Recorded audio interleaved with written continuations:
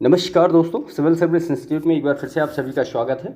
आज हम UPPCS prelims में जनसंख्या और नगरीकरण से जो प्रश्न पूछे गए लास्ट ईयर उनको हम देखते हैं one by one, year wise year देखेंगे। जैसे 2023 में, 2022 में, जैसे कि हम अपने लास्ट सेशन में सारे करके रखे हैं। ठीक है, तो सबसे पहले यूपीपीसीएस प्रीलिम्स 2023 में देखते हैं कि जनसंख्या और नगरीकरण से कितने प्रश्न पूछे गए और वो कौन कौन से प्रश्न थे। इसमें सबसे पहला प्रश्न, भारत में जनगणना का कार्य सर्वप्रथम कब किया गया था। अब यहाँ पे 1850, 1861, 1871 और 1881। ठीक है, अगर नियमित जनगणना की बात करेंगे तो 1881 है, और अगर नॉर्मली पहली जनगणना देखेंगे आप तो 1872 है। तो यहाँ पे कोई भी ऑप्शन नहीं मिला था उस हिसाब से। इसका एक्सप्रेशन देखते हैं तो भारत में पहली जनगणना वर्ष 1872 में हुई, लेकिन इसकी विधिवत शुरुआत 1881 में लॉर्ड रिपन के कार्यकाल से हुई और तब से प्रत्येक 10 वर्ष पर नियमित जनगणना होती रही है।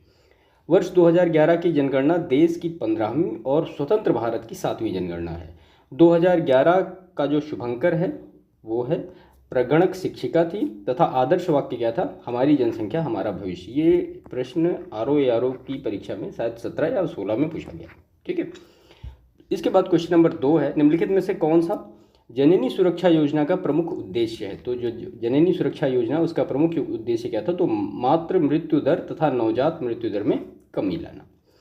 जननी सुरक्षा योजना भारत सरकार के स्वास्थ्य एवं परिवार कल्याण मंत्रालय द्वारा प्रायोजित योजना है, जिसका प्रारंभ कब हुआ, 2005 में। इसके अंतर्गत गरीबी रेखा से नीचे जीवन यापन करने वाली महिलाओं को संस्थागत प्रसूति कराने के लिए 1000 की आर्थिक सहायता प्रदान की जाती है। योजना का उद्देश्य मातृ मृत्यु दर तथा नवजात मृत्यु दर में क्या है, कमी लाना। ठीक है, जननी सुरक्षा योजना। क्वेश्चन नंबर यहाँ 3 होना चाहिए। भारत में जनसंख्या स्थायित्व का लक्ष्य किस वर्ष तक निर्धारित किया गया है, तो वो 2070 तक निर्धारित किया गया है। क्वेश्चन नंबर 4 है, ये कथन और कारण का प्रश्न है। तो देश के पर्यावरण को बनाए रखने के लिए जनसंख्या नियंत्रण आवश्यक है। कारण दिया गया है, जनसंख्या में तीव्र वृद्धि के कारण पर्यावरण संतुलन बना रहता है। तो जाहिर सी बात है ये तो बिल्कुल ही सही नहीं होगा, क्योंकि जनसंख्या में तीव्र वृद्धि होगी तो जो संसाधन होंगे उनका उतनी ही तेज़ी से उपयोग होगा, तो पर्यावरण का संतुलन बनेगा नहीं वो। और पहला स्टेटमेंट सही है कि देश के पर्यावरण को बनाए रखने के लिए जनसंख्या नियंत्रण बहुत आवश्यक है। तो पर्यावरण में एक अंतर्निर्मित स्वतः नियंत्रण क्रियाविधि होती है जिसे होम्योस्टेरिक क्रियाविधि कहते हैं। मनुष्य अपने क्रियाकलापों द्वारा इसमें परिवर्तन करता है। जब यह परिवर्तन सहन सीमा से अधिक हो जाता है तो विभिन्न भयावह समस्याएं उत्पन्न हो जाती हैं, जो मनुष्य सहित पूरे प्रकृति के लिए विनाशक होती हैं। राष्ट्र का विकास एवं स्थिरता पारिस्थितिकी स्थिरता पर निर्भर करता है। अतः देश के पर्यावरण को बनाए रखने के लिए जनसंख्या नियंत्रण आवश्यक है, और जनसंख्या में तीव्र वृद्धि के कारण पर्यावरण में असंतुलन पैदा हो जाता है। तो यहाँ पे ऑप्शन सी सही होगा, ए सही है किंतु आर गलत है। इसके बाद क्वेश्चन नंबर 5 2023 का हम देखते हैं। तो ये जनसंख्या के सिद्धांत दिए गए हैं। दूसरी सूची में सिद्धांतों के जो प्रतिपादक हैं उनका नाम दिया गया है। आपको इनको मैच करना था, तो यहाँ पे करेक्ट ये मैच्ड हैं। तो उपयुक्त जनसंख्या सिद्धांत किसने दिया, एडविन केनन ने दिया। और सामाजिक अपसमायोजन सिद्धांत किसने दिया, हेनरी जॉर्ज ने दिया। जनसंख्या संक्रमण का सिद्धांत किसने दिया, तो वो थॉमसन ने दिया। और जनसंख्या खाद्यान्न आपूर्ति सिद्धांत किसने दिया, माल्थस ने दिया। आगे की परीक्षाओं के लिए बहुत महत्वपूर्ण डेटा है, इसको आप याद करिएगा। इसके बाद तो यहाँ पे आप देख रहे हैं 2023 में 5 प्रश्न पूछे गए जो कि जनसंख्या और नगरीकरण से रिलेटेड थे। 2022 में हम देखते हैं तो इसमें पहला प्रश्न है, निम्नलिखित समाजशास्त्रियों में से किसने ग्राम्य नगरीकरण यानी अर्बनाइजेशन के विचार को विस्तार से बताया, तो जीएस धुर्वे, इनका पूरा नाम है गोविंद सदाशिव धुर्वे। क्वेश्चन नंबर 2 है, टी माल्थस ने द माल्थुसियन थ्योरी नामक प्रसिद्ध सिद्धांत को प्रतिपादित किया था, जो किससे संबंधित है, तो वो जनसंख्या से रिलेटेड है, पॉपुलेशन से रिलेटेड है। सर थॉमस रॉबर्ट माल्थस ने दी माल्थुसियन थ्योरी नामक सिद्धांत को प्रतिपादित किया, जो जनसंख्या से संबंधित है। माल्थस के अनुसार किसी भी क्षेत्र की जनसंख्या में की वृद्धि गुणोत्तर श्रेणी में अधिक तीव्र होती है, जबकि जीविकोपार्जन के साधन में समांतर श्रेणी में वृद्धि होती है। अर्थात जनसंख्या की वृद्धि 1, 2, 4, 8, 16, 32 इस तरह से होगी, जबकि जीविकोपार्जन में जो वृद्धि होगी वो रैंडम होगी, मतलब 1, 2, 3, 4, 5, 6 इस हिसाब से होगी। माल्थस ने बताया कि यदि जीवन निर्वाह के साधनों पर अवरोध न हो तो प्रत्येक 25 वर्ष में जनसंख्या दोगुनी हो जाएगी। तो ये माल्थुसियन थ्योरी है पूरी डिटेल। क्वेश्चन नंबर 3 है, भारत को किस धार्मिक समूह का सर्वाधिक भाग क्या है, नगरीय है। तो जैन जो धार्मिक समूह है वहाँ का सबसे ज़्यादा जो भाग है वो नगरों में रहने वाले लोग हैं। भारत में जैन धार्मिक समूह का सर्वाधिक भाग नगरीय अर्थात नगरीय क्षेत्र में निवास करता है। देश में जैन समुदायों की जनसंख्या कुल जनसंख्या की लगभग 0.4% है। 2011 की जनगणना के अनुसार देश में कुल जैन समुदाय की जनसंख्या 45 लाख है। भारत में सर्वाधिक जैन जनसंख्या वाला राज्य महाराष्ट्र, जहाँ पे 14 लाख लोग रहते हैं। साक्षरता की दृष्टि से जैन समुदाय शीर्ष पर है। इनकी साक्षरता कितनी है, तो वो 94.9% है। लिंगानुपात की दृष्टि से देश में इस समुदाय का स्थान तीसरा है और यहाँ इनका लिंगानुपात कितना है, तो 953 है 1000 में से। क्वेश्चन नंबर 4 है, जनसांख्यिकीय लाभांश क्या होता है, तो 15 से 59 वर्ष की कार्यशील जनसंख्या को क्या कहते हैं, उनको हम कहते हैं जनसांख्यिकीय लाभांश। तो ये 2022 की जो प्रारंभिक परीक्षा हुई उसमें 4 प्रश्न पूछे गए जनसंख्या और नगरीकरण से। 2021 में देखते हैं, तो इसमें पहला प्रश्न है, जनगणना 2011 के अनुमानों के अनुसार भारत में निम्न में से कौन सा एक सर्वाधिक जनसंख्या वाला राज्य है, तो वो उत्तर प्रदेश है। जाहिर सी बात है, कुल जनसंख्या 19,98,12,341। ठीक है, और भी कुछ जनसंख्या है, देख लीजिए स्टेट्स की। महाराष्ट्र की 11.23 करोड़, बिहार की 10.40 करोड़ और मध्य प्रदेश की 7.26 करोड़। क्वेश्चन नंबर 2 है, 2011 की जनगणना के अनुसार किस राज्य का जनसंख्या घनत्व सबसे कम था। ठीक है, तो अरुणाचल प्रदेश का। तो एक यहाँ पे देखते हैं, तो 2011 की जनगणना के अनुसार अरुणाचल प्रदेश राज्य का जनसंख्या घनत्व सबसे कम, जहाँ पे कितना है, 17 व्यक्ति प्रति वर्ग किलोमीटर। वहीं बिहार राज्य में यह सबसे ज़्यादा है, 1106 व्यक्ति प्रति वर्ग किलोमीटर।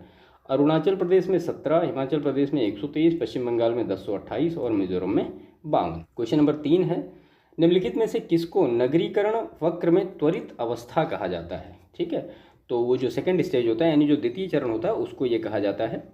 शहरीकरण की प्रक्रिया को इन चरणों में विभाजित किया जाता है। पहला चरण है आरंभिक चरण, जिसको कि हम प्रथम अवस्था कहते हैं।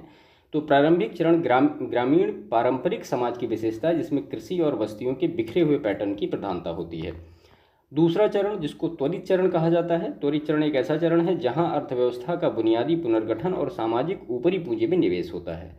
तीसरी अवस्था, जिसको कि टर्मिनल चरण कहा जाता है, ये एक ऐसा स्टेज है जहां शहरी आबादी 70% से अधिक, इस स्तर पर शहरी जनसंख्या और कुल जनसंख्या की वृद्धि दर क्या हो जाती है, समान हो जाती है। तो यहाँ पे त्वरित जो इस अवस्था कहा गया है, वो द्वितीय अवस्था को कहा गया है त्वरित अवस्था। क्वेश्चन नंबर 4 है, निम्नलिखित में से किस संगठन द्वारा वर्ल्ड पॉपुलेशन रिपोर्ट 2021 जारी किया गया, तो संयुक्त राष्ट्र जनसंख्या कोष के द्वारा ये जारी किया गया। क्वेश्चन नंबर 5 है, जन्म दर के संबंध में निम्नलिखित कथनों में से कौन सा सही है, तो पहला है नगरीकरण जन्म दर को कम करने में सहायक है, और दूसरा है ऊंची साक्षरता दर का निम्न जन्म दर से सीधा संबंध है। तो दोनों ही स्टेटमेंट सही हैं। कैसे, तो नगरीकरण जन्म दर को कम करने में सहायक है और ऊंची साक्षरता दर का निम्न जन्म दर से सीधा संबंध है। दूसरे शब्दों में, बढ़ते नगरीकरण में लोगों में शिक्षा के प्रति जागरूकता बढ़ती है, जिससे जन्म दर में कमी देखी जा रही है। उल्लेखनीय है कि जन्म दर एक निश्चित समय में किसी जनसंख्या में पैदा हुए व्यक्तियों की संख्या है। मानव जन्म दर को जनसंख्या में प्रति 1000 प्रति वर्ष जन्म लेने वाले व्यक्तियों की संख्या के रूप में कहा जाता है। तो जन्म दर और सारी चीज़ों के बारे में यहाँ पे आपने डिटेल देखा। तो 2021 में आपने यहाँ पे देखा 5 प्रश्न पूछे गए जनसंख्या और नगरीकरण से। ठीक है, अब हम 2020 का देखते हैं। तो 2020 में पहला प्रश्न है, उत्तर प्रदेश के कानपुर और लखनऊ नगर किस भारतीय जनगणना वर्ष में 10 लाखी नगर बने, तो 1971 में कानपुर बना और 1981 में लखनऊ बना। तो उत्तर प्रदेश के कानपुर और लखनऊ नगर क्रमशः 1971-1981 में भारतीय जनगणना वर्ष में 10 लाखी नगर बने। उत्तर प्रदेश की 10 की वृद्धि दर 1971 से 81 के दौरान 25.4 थी, जबकि इस दौरान वार्षिक वृद्धि दर 2.8 थी। 2011 की जनगणना रिपोर्ट के अनुसार उत्तर प्रदेश राज्य की 10 की वृद्धि 20.22% थी, जो कि राष्ट्रीय औसत वृद्धि दर 17.7% से अधिक है। 10 की जनसंख्या वृद्धि दर की दृष्टि से देश में उत्तर प्रदेश का कौन सा स्थान है, 15वां स्थान है, सॉरी। क्वेश्चन नंबर 2 है, प्रजनन में प्रतिस्थापन स्तर तक पहुंचने के लिए जनसंख्या की कुल प्रजनन दर यानी TFR टोटल फर्टिलिटी रेट क्या होनी चाहिए, तो उस समय ये 2.1 था। अभी का जो 2021-22 का डेटा है तो ये 2% है। ठीक है, तो प्रजनन के प्रतिस्थापन स्तर तक पहुंचने के लिए जनसंख्या की कुल प्रजनन दर 2.1% होनी चाहिए। तो ये 2.0% आप इसको मान सकते हैं। तो यहाँ पे 2020 में आपने देखा केवल 2 प्रश्न पूछे गए जनसंख्या और नगरीकरण से।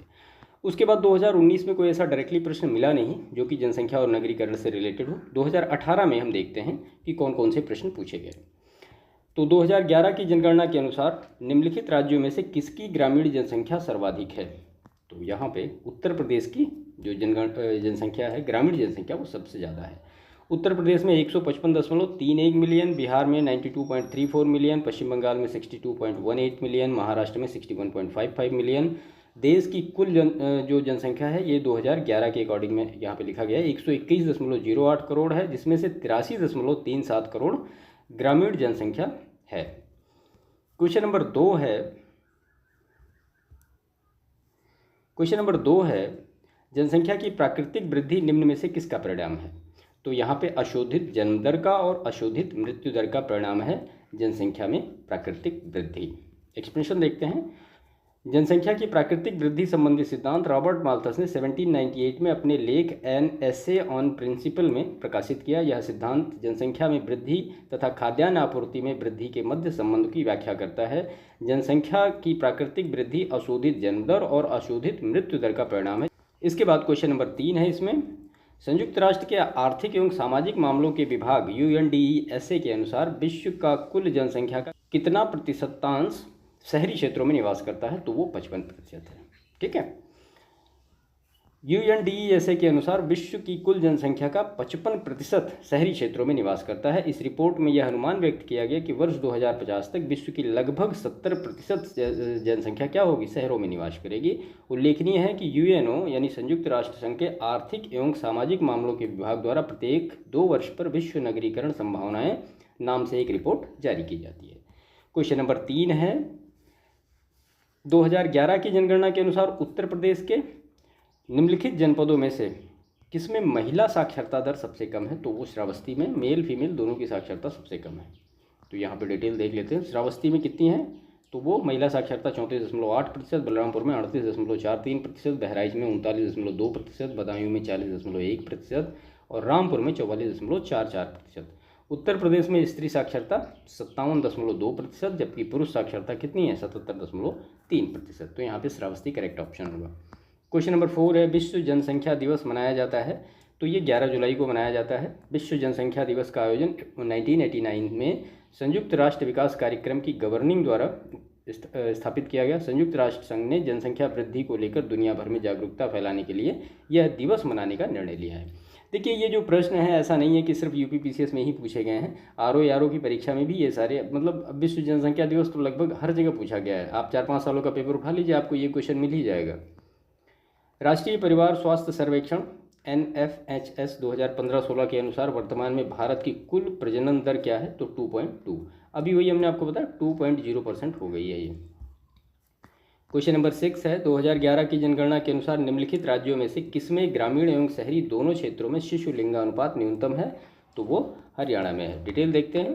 तो राज्य और ग्रामीण में शिशु लिंगानुपात और शहरों में शिशु लिंगानुपात, तो उत्तर प्रदेश में 885 और 906 शहरों में, केरल में ग्रामीण 963 और शहरों में 965, हरियाणा में ग्रामीण 835 और शहरी 832, जम्मू कश्मीर में 865 ग्रामीण और 850 शहरी है। ठीक है, तो यहाँ पे आपको हरियाणा करेक्ट ऑप्शन मिल जाएगा।